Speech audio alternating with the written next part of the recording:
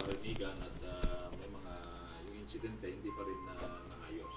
May isang kutsilyo na recover doon sa scene at yun din ang nakita ng mga witness na gamit na pansaksakin.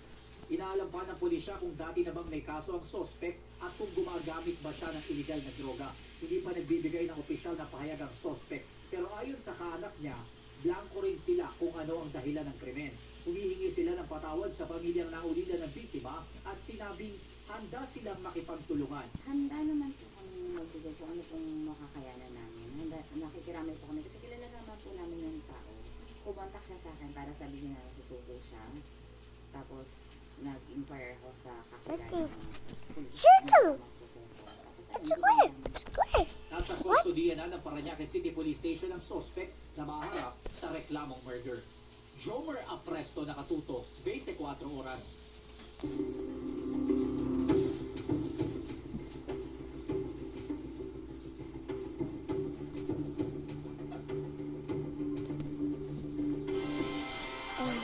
Maletang walang laman.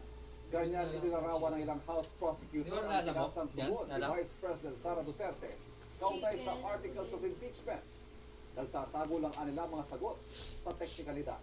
Nakatutok si Jonathan Andal. Patayin mo yung pagka-can na itong Mali-maletang dokumentong pikpik kahapon sa Senado ang mga abogado ni Vice President Sara Duterte laman ang kanyang sagot sa articles of impeachment. Pero nang mabasa na ng prosecution team ang sagot ng bise, wala naman daw itong laman na sagot sa aligasyon. Ito ay maletang walang laman, parang wala naman mo silang sinagot. Point per point. We were anticipating na